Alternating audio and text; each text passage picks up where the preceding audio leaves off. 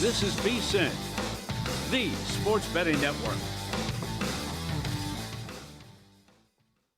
The numbers told the story, they always do. It's one of those idiots who believe in analytics. This is a numbers game with Gil Alexander on VSiN. Welcome to Friday. What up, what up, what up? July 17th. May the July 17th be with you. I'm Dustin Swedelson. That's Kelley Bydlon. Do you do that just for energy. me? No, that's my new shtick. My new shtick is I'm starting every show with it, but I do like to reuse it later on because it became a bit a few years ago. Oh, it's my favorite Dustin Twitter thing. That's why I didn't know if you did it just for me. So everyone did like May the 5th be with you, and I was like, okay, here's what I'm going to do. It's going to become May the 6th, May the 7th, May the 8th. Yeah, it's real obnoxious, but it's funny. At one point, I think I got into like late July, maybe even early August, and people are like, yo, if you don't stop this, I'm reporting you to Twitter. I was like, what are they going to do? Tell me to stop being hilarious? At Dustin Swedelson, by the way, at Kelley Bydlon, at VSiN Live. You can follow us. Kelley and I both a little out of breath. Well, me more so because I have not lost the weight that Kelley has lost in the last year. Is Danny mad at us? Is Danny mad at you? Ooh, I detected a tone with Danny to you when we were sitting down. I'm behind on the reads. Usually I'm the one in trouble, so I'm very happy. It sounded more just like you than me. Well, for those that want to know what happened is we both ran out of the studio at the same time to use the restroom because this is what happens. It happens to women, but when you spend too much time around someone, eventually your cycles sync. And our pee cycles have synced now, where we're like on the same schedule of having to use the restroom. So that's all that occurred. We didn't get to chat with Paul during the break. He was waiting for us. He's like, I'm used to Gil reading 30 tweets before I come on, not you guys talking about using a urinal. So with that, let's get to Paul Carr breaking down everything going on in the World Cup, doing a tremendous job here on a numbers game. Check out True Media Sports. Also, Expected Value is the podcast. At Paul Carr, you can find him on X. Sorry for all that, Paul. That was not worth waiting for. But what is worth waiting for is what we have this weekend. And call me crazy to steal a bit from Stormy and JVT. I'm more excited to see what England looks like against France in this third place game. There's something like so un-American about even playing this game, however it exists. France is minus 215. England's plus 170. Thomas Tuchel probably on borrowed time there as the manager of the English. How do you feel about what we're going to see? I have no idea. I mean, third place match. I mean, what I expect Harry Kane and Kylian Mbappe will both play because they're both in the Golden Boot race. So I would expect them to do that. I think this will be an open game. No, third place games tend to be 11 of the last 12 have had at least 3 goals, and half of the last 12 have had at least 4 goals. So if you want to play over 3.5 at plus money, I don't mind that. I may end up sprinkling a little on there, but I don't know. I don't know what the lineups are going to look like. Like we may see, 20 guys who have barely played in this tournament starting this match. So it's a weird game, even more so with these teams. Sometimes you'll get a team, maybe Croatia or Morocco 4 years ago, were like, hey, getting to the semis was just a massive thing. So they're maybe a little more excited to be in the third place game. But both these teams expected to be in the final and expected to win this tournament. So this is definitely a letdown of sorts for them. So if anything, I would play the over, but without knowing who's going to play and what these lineups are going to look like, I'm not going near this game at all. Okay, yeah, and we talked a little bit about this with Chris Felica earlier in the show, Paul, and I really think me and Dustin are probably more fascinated by this than maybe even the final. But the list of don'ts, I think that don'ts from a betting standpoint leading into this game. And Chris said, look, I don't even think you could really consider Kylian Mbappe for Golden Boot until you know for sure if he's playing or not. So I think I would add that onto the list. And then this is... He brought up, I thought this was a great point, we can play the to win, to advance, to lift whatever third place trophy market or the 3-way 90-minute market. Chris thought you should absolutely look in that as opposed to, because this is not going to extra time. Is that something you would say too? Yeah, I would not want to play. Like the draw price at 285 looks nice. Like that's appealing. But the fact that, first of all, the fact that they play extra time in this match is ridiculous. Like just go straight to penalties and end this thing. But yeah, I don't think either team's going to want to go to extra time. So I would expect, again, who knows, but I would expect if this is tied in like the 80th minute, I would expect and hope that these teams are making some, kind of silly looking subs just to try to get a goal, like sub on a forward or two just to get it over with one way or the other, because I don't think they care that much. But again, it's all just guesswork at this point.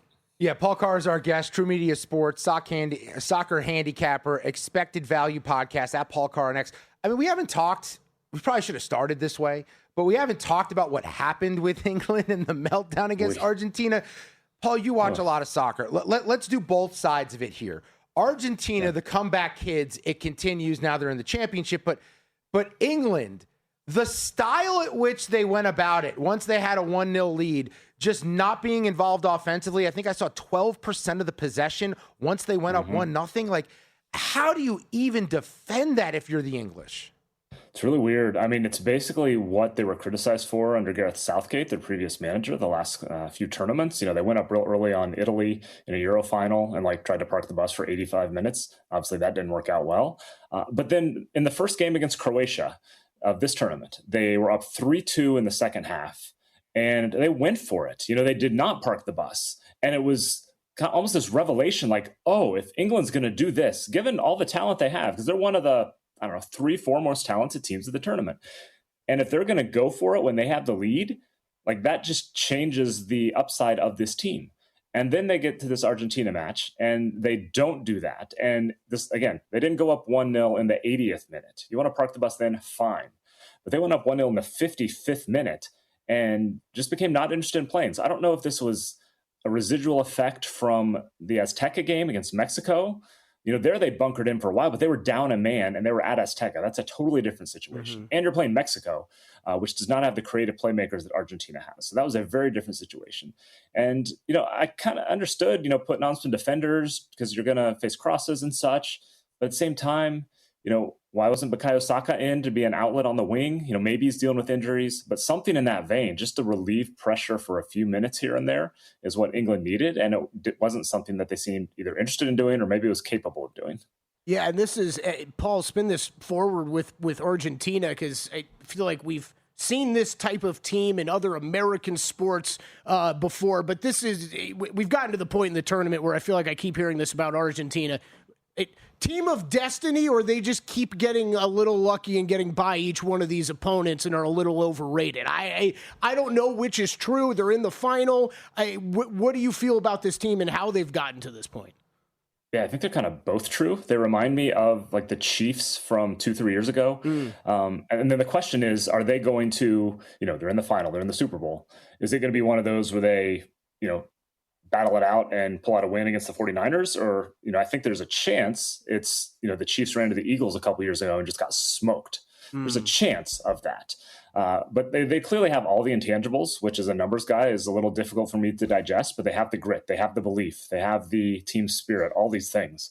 I mean, I was at their quarterfinal against Switzerland and the fan support in Kansas City was 98% Argentines. It was crazy. I don't think it'll be that dramatic in New Jersey for the final, but it's going to be a pro-Argentina crowd. So that's something. So I don't know. I struggle to, on paper, just think look, Spain is significantly better and they're favored for a reason, but Argentina, they've won 3 straight tournaments, international tournaments, major tournaments, and on the verge of a 4th, which no one's ever done before. So you can't discount whatever it is that they have. No one's gone back-to-back since Brazil in 1962, winning back-to-back World Cups. And I'm going to go cross-sport on you again, Paul, just with the comparison. Both teams, I think, could be compared to the Knicks and their run. Okay. Argentina never out of it. All these comebacks, waiting for the best shot, best shot of a team, and then answering and winning in the end. And then Spain, it's the best team. They play together as a unit. You can see the chemistry. You see the cohesion. They're not the most athletic team in the field this year, but for some reason, the way they work together, the way they take advantage of counters, they both remind me of the Knicks in their own way. How do you think these two styles match up with each other? Yeah, I mean, I think the thing about Spain is if they get a 1-goal lead, they're not going to pull in England and just decide to bunker in for the rest of the game. I mean, obviously it's different. It's the last few minutes. That's a different thing. And I think they'll continue to press. That's what they do. They press out of the midfield, especially, and don't give you a whole lot of opportunities. They've allowed 2.1 expected goals this entire tournament, which is crazy over 7 games. The shot quality they allow is low. Just any metric. I mean, they've only allowed 1 goal, if you want to just make it super simple. 1 goal in the whole tournament, which is impressive. So Argentina's going to have to figure out a way to break that down. I don't know if they can. Again, they've always seemed to find a way, but Spain, I think, is just better equipped to deal with that because they won't have to change as much as what they do if they get a 1-goal lead. Okay, I like it. Paul rolling in with 3 bets for you for the World Cup final. Paul, talk us through all these. All right, we'll start first half. I think this first half could look a lot like the Argentina-England first half, which had no shots in the first 30 minutes. First World Cup game on record to do that. So this could be really cagey, look like a final, etc. Wouldn't shock me if there were no goals in the first half. So I've played that at plus 155. Spain's last 4 first half, 2 scoreless, 1 only had a penalty. None of Argentina's 4 knockout stage first halves had more than 1 goal or about 1 XG, and they all had, I think, 8 or fewer shots. So I think this will feel like a final. England, Argentina, that first half hour especially, no shots, but it was still pretty entertaining. They were just battling it out in the midfield. So that's my first bet. And this is a little bit contrary maybe, but I still like both teams to score. Minus 105. I mean, Spain has found a way to score in every game, but the Cape Verde game when they outshot them 27-6 in the opener, and Argentina has scored twice in every game. And obviously we've talked about their belief and such. So I like both teams to score around even money, but ultimately I just like Spain to win. This is a 90-minute bet at plus 130. They're the better team. They're good defensively. They're better defensively. They're as good offensively. Maybe I'm banging my head against the wall a little bit by betting against Argentina because they have Messi and the devil magic and whatever else is going on there. Magic. But I think like Real Madrid in Champions League, you don't want to bet against them, but here I am again. So just Spain to win at plus 130 in 90 minutes. All right, that was awesome. Paul, you've been crushing it. I know you do soccer all year long in the program, but World Cup, it's your time to shine. You've been killing it. Thanks for doing this as always, man. It's been fun. I'm going to go take a nap for 2 weeks after this. Yeah, Paul you should. Carr, True Media Sports, Expected Value Podcast, at Paul Carr. You can find him on X. We've got Steve Fezzik, pro handicapper, coming up in about 20 minutes here on the show. With that, we got to run through our bets for the day, including a baseball game that gets going in the next hour. That's next on A Numbers Game.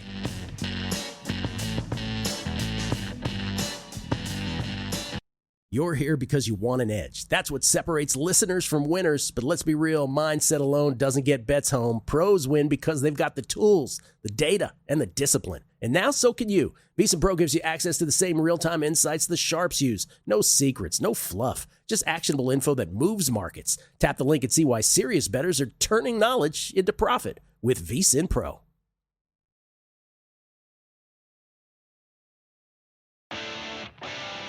On A Numbers Game, the right data changes everything, and the data behind Shopify is hard to argue with. Millions of businesses worldwide run on it, including our own VSiN store. When we launched, Shopify's templates and AI tools got us live fast. Professional looking from day one. No tech background needed. Shopify checkout converts more customers and makes it easy for returning fans to come back and buy again in a single click. Shopify's built-in AI assistant Sidekick is there whenever you need help, building, troubleshooting, or just figuring out your next move. Check out what we built at vsin.com/store. Then go build something of your own. All you need is the idea. Shopify handles the rest. Start your free trial at shopify.com/vsin. That's shopify.com/vsin. Shopify.com/vsin.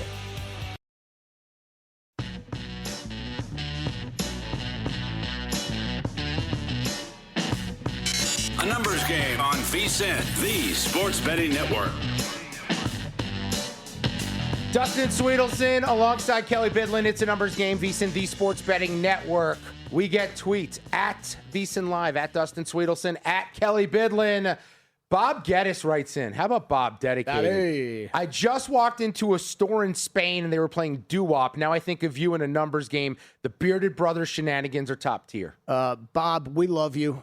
We love how much you listen. Can you please enjoy your vacation time in Spain, though, please? Yeah, can you step away for a minute from this time of year? Like, it's probably like better to be enjoying Europe than these two morons. I know we're going to have to watch it here in a couple minutes, but he was texting me yesterday about the hoof moment on the show that I could not get over.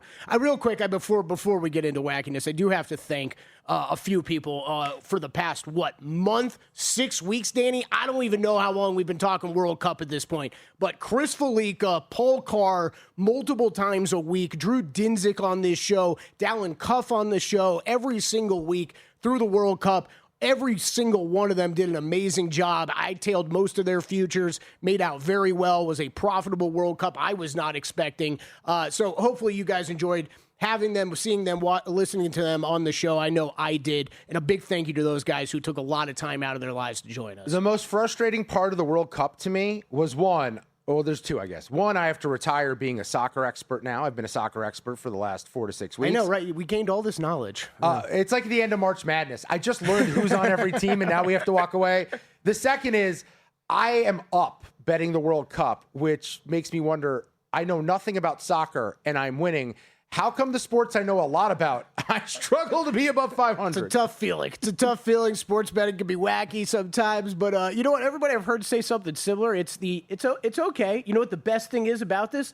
It's the timing, because now we're going to end this thing, and it's going to be right towards the end of July. And I don't know about you, but I'm counting my money now for NFL futures and contests and everything. So any boost to the bankroll, I will gladly take this time of year. All right, we also have some write-ins over on X at VSiN Live, at Dustin Swedelson, at Kelley Bydlon. Scrabble star Dustin, I have to remind everyone that there is no such thing as positive regression. Sorry about the caps. I was yelling at my phone. Regression is by definition negative. You can regress less, but positive, no. We will ask Steve Fezzik, who was right in this great debate coming up in just I really a minute. believe this is an English versus math thing.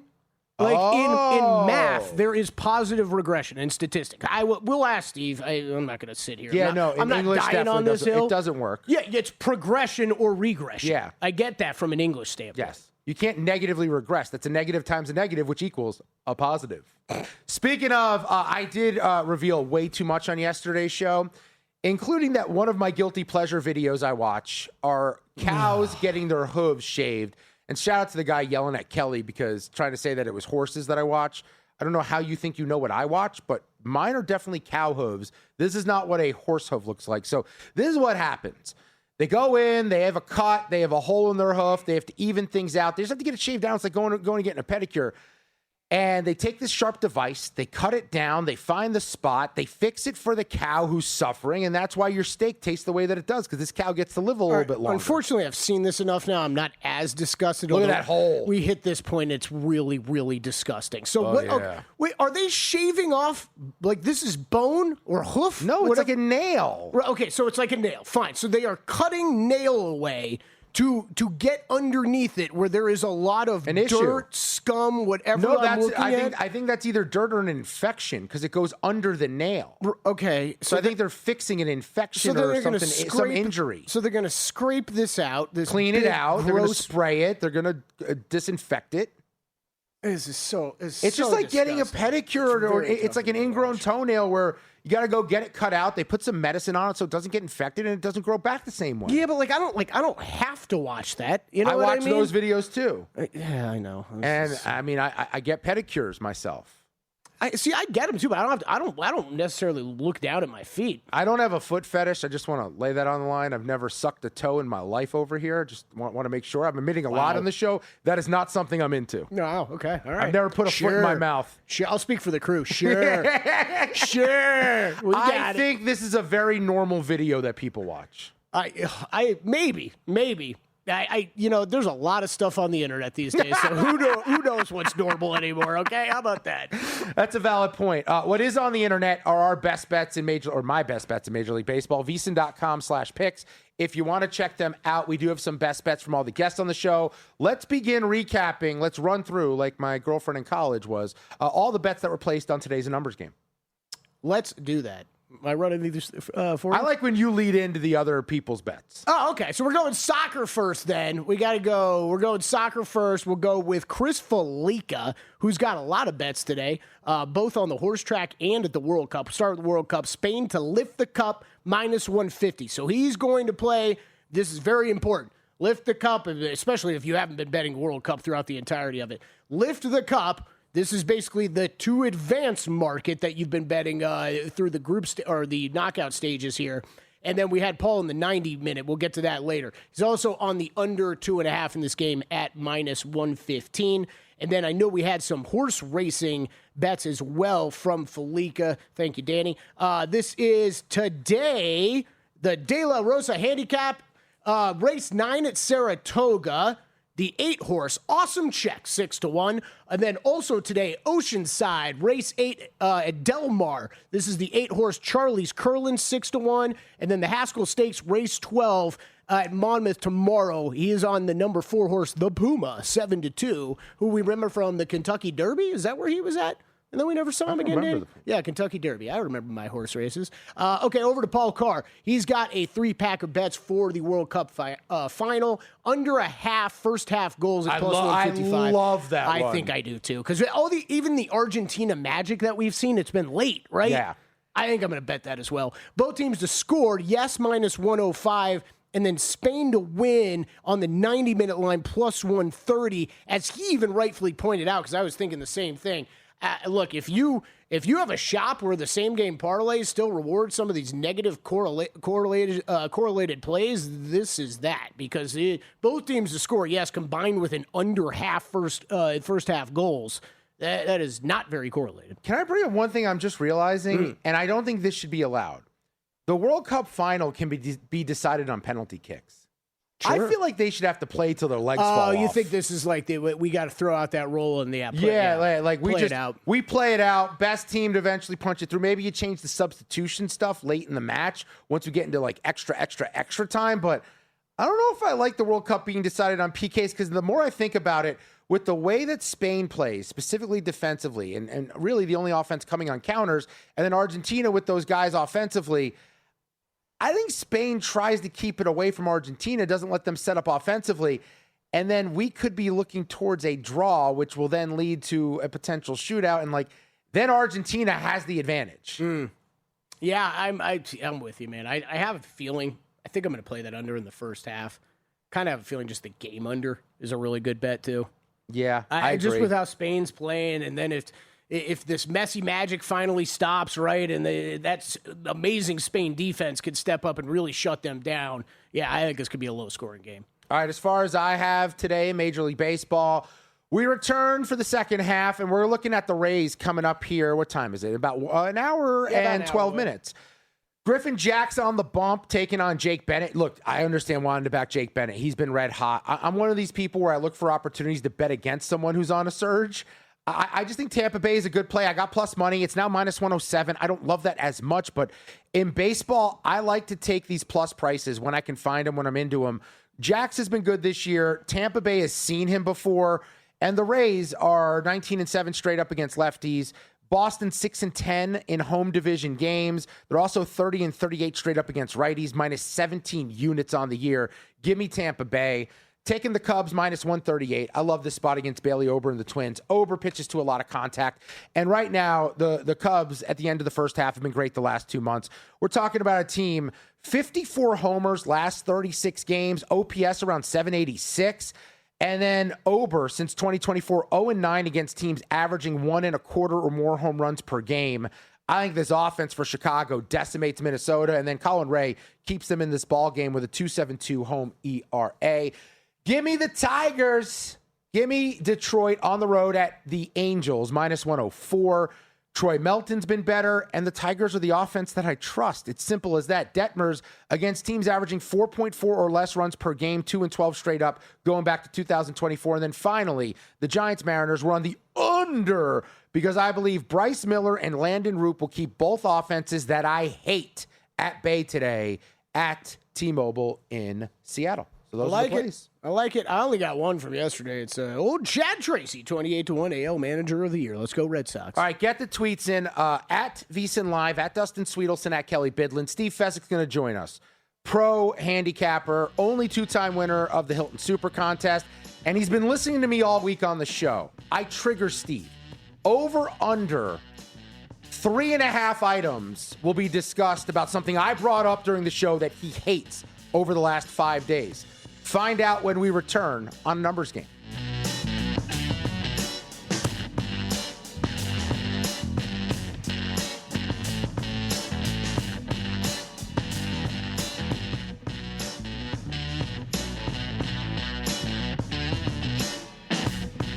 A Numbers Game on VSiN, the Sports Betting Network.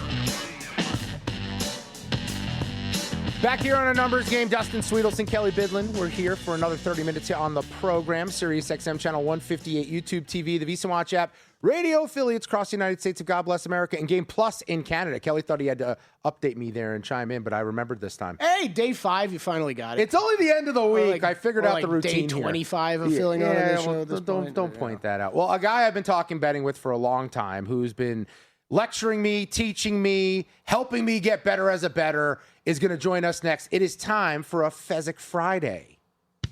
Whether it's at the sportsbook or anywhere else in the casino, he's always helping us find an edge. It's time for Fezzik Fridays. That's a good little open for Fezzik there. I love it. We got a little B-roll. Steve Fezzik joins us, the only two-time winner of the Hilton Super Contest, professional handicapper. And I want to lead with this, Steve. We've known each other, it's 10 years. 2016, I started producing Patrick Maher on Mad Dog Sports Radio. You were joining 3 times a week, I think, back then, maybe 4. Ooh. And we learn something every day. But I also know at times I say things that can trigger you. If you've been listening this week, over, under 3.5 times I've said something that triggered you this week? 0. Oh! Wow. I'm learning. Wait, where'd you get that jacket? That's like looking great. Fast Times Ridgemont High. Yep. We've got the progression of casual here. We've got the progression of casual. That's right. We got the blazer, the button down, and the polo. So what's going on, Steve? How are we feeling today? I'm feeling great. You know, it's interesting you introduced me as professional handicapper. I'm really much more of a professional gambler because there are people who are better pure handicappers. But in terms of getting the best of the number and whatever you can do to get it, and pursuant to that, you know, I was betting Iowa State under. I really like Iowa State under. No returning starters. Yeah. Everyone's going to like Iowa State under. The word is out. It's a good story. So minus 180, I'm like, they're not going to win 6 games. And then, well, what's this? Jared Smith's like, it's minus 130 over at place undisclosed. And like, I hop into the car. I'm like, I'm going to be late for dinner. You know, and I got to get down. Well, yeah, yes. You know what? That's kind of a really good place to start because I did a podcast yesterday and someone was asking me about, you know, what's the plan of attack if someone wants to be good at sports betting? I said, we got to choose what you are. Are you an arbitrage bettor? Are you someone who bets on situational spots? Are you someone who thinks they know X's and O's, which I would warn everyone who thinks they just know sports, they're going to be a good bettor? That is probably the least reliable one. What would you say are the possible ways someone could approach this if they're just getting started as a bettor? Well, so you're outlining, you know, bottom up and top down handicapping. So bottom up is you build the sausage, you know every aspect of it. You handicap all the players. You have your own power ratings. You adjust for like air quality today is lousy. Kelley Bydlon, I'm like researching AI, bad air. Is that good for unders? And maybe not. Apparently the baseball travels quite well. Sure. In horrible air pollution areas. So, you know, there's so much to do. The opposite would be the top down where, like, if you can just find a guy that's, like, really sharp and he says, play Iowa State under, then all you got to do is have a ton outs and spot the very best number and jam it in before it moves even further. How about evolving as a bettor? Because when I first started talking with you, it was mostly football. You did other things, but it does appear over the last, 5-6 years, you've branched out more and more to some of the other sports as well, where they're more a part of your routine day in and day out betting. And with the evolution, how big of a role do prediction markets play in that? Yeah, it's interesting. Great question. The prediction markets are fantastic when you're betting sides, when you're betting big premium things. So like all week long, everyone's going to be like, I like Spain. By the way, I too like Spain. Minus, the 145. And I don't like Argentina plus 143. And people are like, whoa, slow down, Fez. Those aren't real numbers. It's minus 160 plus 135. I'm going to say it. Nobody wins laying minus 160. Oh, you might win on Sunday, but long term, you're not going to win laying minus 160 when you can bet tens of thousands of dollars minus 145. Same with Don't Cry For Me, Argentina. The truth is they're just not very good, but they got great loyal fans and they're clutch. But plus 135, woefully inadequate when the fair market value right now, Spain minus 143, Argentina plus 143. Let's go back to those numbers because I'm doing something a little bit later on today that we're doing on VSiN where I'm recording something. And one of the philosophies I wanted to bring up was just be careful laying big numbers, but you better love it if you're going to lay the big number, right? Because at the higher VIG, you have to be successful at a different rate. it's 52.4% at minus 110, right? Then from there on, 150 is 60%. So you're saying at around minus 150, minus 144, you think it's a better than 55.5 to 60% chance Spain's going to win this match? Yeah, I think Spain's probably going to win like 64%, which means it would be quite a large bet. But if you have like novig.com and you can lay minus 145 or whatever it is, now you're styling. You got a big edge. Whereas if you're laying minus 160, well, who needs that? You're frying hamburgers at best. You talk about the 52.4%, the minus 110. When you're betting games, and by the way, I still use traditional sports books all the time, like baseball, bet first 5. Because the prediction markets don't have enough liquidity on stuff like that. And so I don't want the Washington Nationals for the game, but I want them today for the first 5, etc. But the when you're talking about like even minus 105, the difference between laying minus 110, let me use minus 109. No difference at all. It's one crappy penny, right? 109 versus 110. But think about it. No, it's like paying $10 for a hamburger versus $9. It's actually a big difference. It's a 0.45% difference. That sounds trivial. Blackjack players will fly across the country to get rules where they can double after split, resplit aces, deal or stand soft 17, and surrender. You add those up, that's worth like 0.5%. So think about what it's like at minus 105. That's like 2.5%. Now blackjacks are paying 2 to 1. Sure. People are flying to Australia, Kelly, to play blackjack. I think one of the best examples of this in recent years was even just Westgate going to 109? Wasn't it 109 on the NFL side? It's like, fine, if I'm going to look at 3 across the board, I'm still going to go to 109 every time instead of 110. I want to ask you, though, Steve, with the prediction markets, how much – I love that you brought up the liquidity factor because that's big. I think it does – maybe limit some of the markets that you can truly bet into successfully and get good numbers out there. Where would you recommend best things for people to be looking at? We're actually betting there. You brought up sides. We're coming up on NFL season here. Everything for NFL, college football, like where would you tell them to go to those to check out for what? Well, go to my Twitter because I'm not an expert on this. At Fezzik Sports. So I'm learning as I go, all right? And so there's a fellow, Sam, that I just, retweeted, and he's got a prediction market daily update. And it's right on the top of my X that I'm recommending it. But I would hunt around, the Cowshies, the Poly Markets, I love novig.com. There's one called forecasters.io. All these have restrictions that might not be allowed in your state or your country, but kick around. Now, the one thing to be really careful with is that the prices they show, some of them charge expenses on top of that, commissions. Sometimes it's just for the market taker. So you see it on the screen. Oh, I can take it, minus 102. Sometimes they don't charge the market maker, where you put up the offer. Be really careful if you're just getting started. Don't put up offers because it's complicated. I'm not even going to go into all the complications. Well, yeah, we've learned here is that you have to make sure you pull the market down before the event begins because people could keep slamming a rogue number if you don't pull your market down. Well, like the worst example is live. You're watching the Pirates playing. Oh, let me put up a live bet on the Pirates, and then oh no, the first 2 guys get on base. Of course, your order gets filled to the limit. You're going to get destroyed if you're not used to this. So even though you may have to pay an expense, a commission that you might not have to pay if you are the market maker, I would still, when you first start, just be a market taker and accept offers, and then you can evolve and start to put up offers. But I never put up big offers just for what you were saying, Dustin, because even if it's pre-flop injuries, Aaron Rodgers isn't playing. Well, that's a bad example because it probably doesn't matter. But Mahomes isn't playing, and you get filled every time. Pro bettor Steve Fezzik's with us at Fezzik Sports. You can follow him on X for all the information he was just talking about.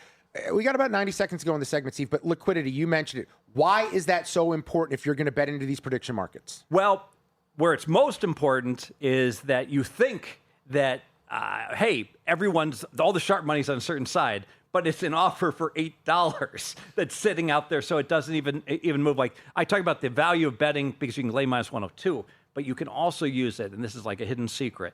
We used to use Pinnacle, or the Pinnacle lean to help us, the source of truth. Captain Jack Andrews always says source of truth. Being able to see Spain minus 144, Argentina plus 143 tells you what the line should be. here, seeing minus 160 plus 135 tells you nothing. Yeah, for example, I noticed that it mattered early on when I was messing with prediction markets because just to explain the conversion, I would punch in like $10 so I could get that conversion of, okay, well, I know that this bet is 28-1, but the second I made that 10-100, it went from about a 28-1 payout down to like, I don't know, like a 9, 10, 11-1, something like that. And I went, how does that make sense? And I realized it was because the liquidity in the market wasn't there for them to take on a bet of that size. So we'll do more on that with the prediction markets. More on strategy for betting these win totals, college football and the NFL with Steve Fezzik in the next segment. But want to remind y'all, Winner's Circle, Proxy, and VSiN are giving away 2 incredible prize packages that will put 2 lucky fans into the world's biggest football contest for free. One winner, $1,000 entry into Circa Survivor. Another, $1,000 entry into Circa Million. Both winners also receive a full season Winner's Circle proxy service, a VSiN studio tour, and a free month of VSiN Pro. Enter by Sunday, August 2nd for your chance to win. WinnerCircleProxy.com/VSiN. That's WinnerCircleProxy.com/VSIN. More with Fez on the other side of a numbers game.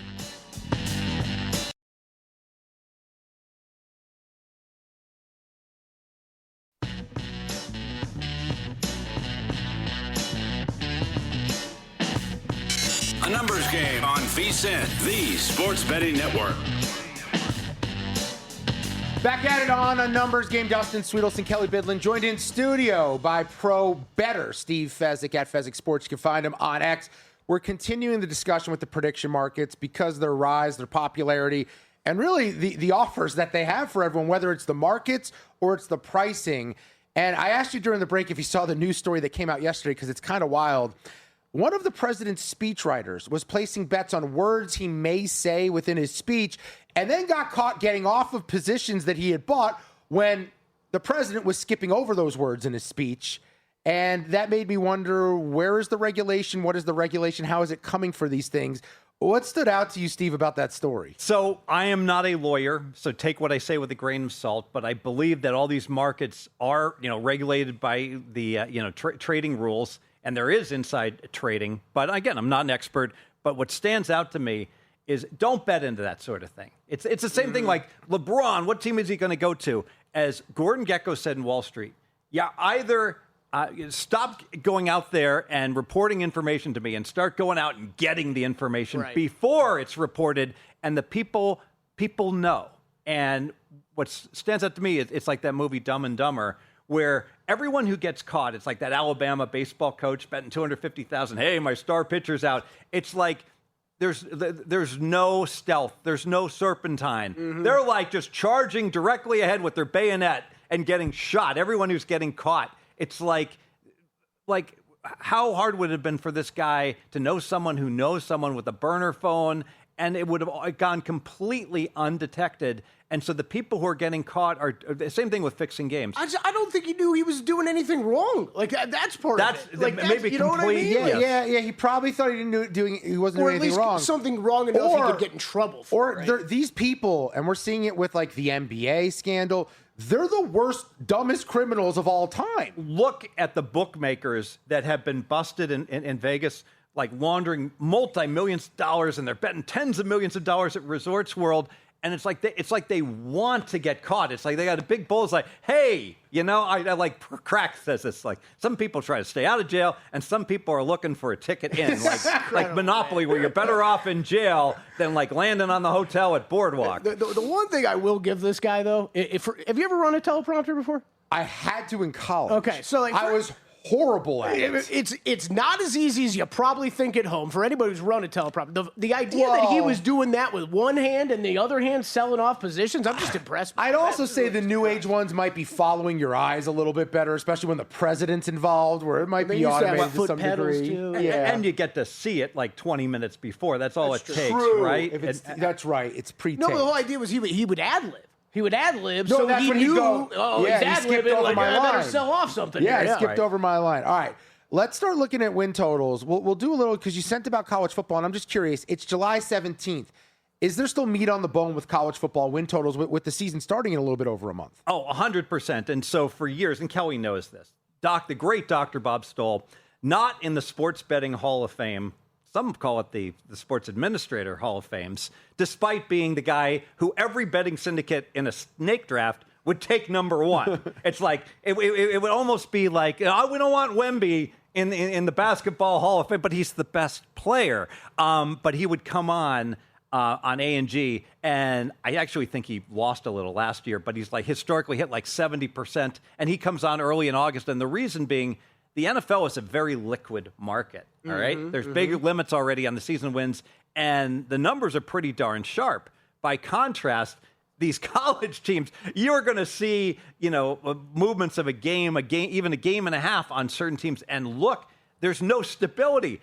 I personally played Iowa State under 5.5 at all different types of VIGs. They got 0 returning starters. 0. Is that good? Yeah, usually not. Well, unless they all sucked. That's the only thing with college football. When people talk about returning starters, sometimes I'm like, yeah, but they won 3 games last year. Like, that's not necessarily. But there's also going to be a common theme, I would say, with college football previews happening over the next month or so with everyone. Everyone's going to say, their all offensive line is all new. Yeah, everyone just buys offensive linemen in the offseason now. Very few teams are returning offensive linemen. To your point, you might want to question why that team is returning so many offensive linemen because no one wanted those guys. And the good story. If every newsletter, by the way, I've got shout out to my friend Mark Lawrence, another guy not in the Sports Betting Hall of Fame that should be in. Like, boom, I got the playbook. Here's why I love the playbook.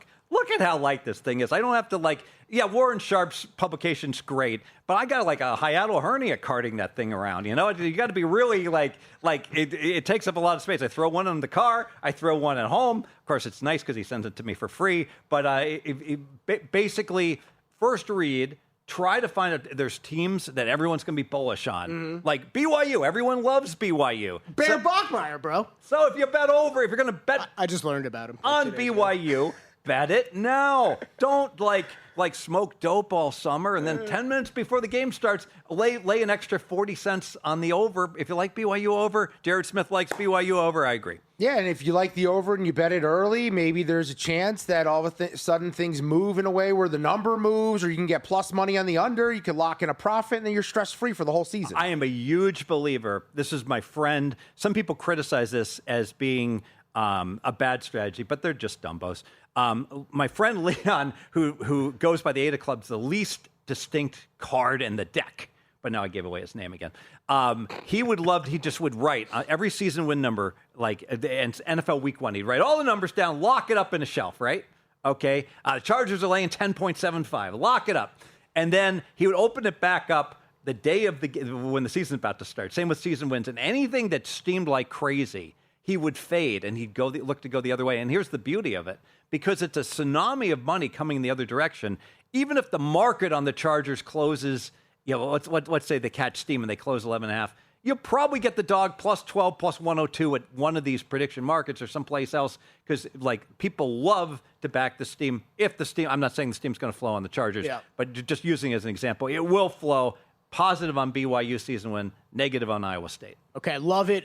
We just got a few minutes left, Steve. I know you've got, I think you got some great thoughts here on MLB betting today and kind of next couple days, just right after this All-Star break. What are you focused in on most today? So I look towards lower scoring, and it just makes sense. You only get one vacation a year, and you only get 5 days off, and so everyone goes to Cabo, whatever. I don't think they're swinging a bat. Yeah, I don't think they're going to Aspen to just kick back and get an early night's sleep and a nice sleepy, mountain town vacation. They're really partying, and I get it, the pitchers are also, but the pitchers' arms are rested now, so that you all pen the whole pen you can utilize, and the starting pitcher at least probably is saying, I'm starting today. Maybe I should get back from vacay, on Wednesday night instead of Friday morning before the games start. Right. So and we saw that Thursday night, so we saw a good matchup for the over 4-1. Game goes way under. I think if you bet every game under and you bet the Grand Salami under,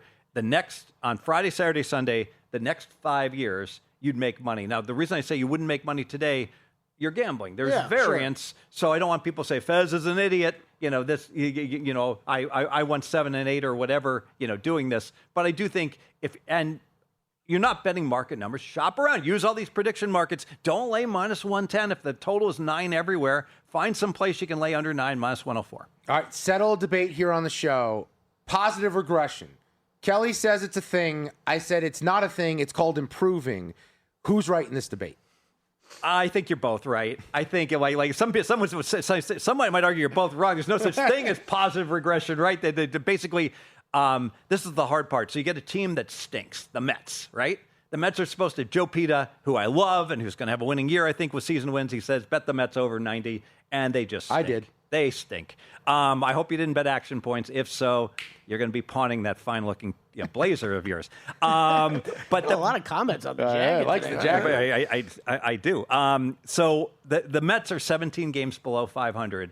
And now the odds makers are still pricing them anchored to that preseason expectation like, hey, they're getting healthier. They're going to be close to a 500 team. Nothing on the field indicates the Mets are going to be close to a 500 team. And we would expect they'd be sellers at the deadline. So people on the positive regression people would say, wow, you got to bet on the Mets. All they got to do is almost play close to 500 ball and they're going to go over.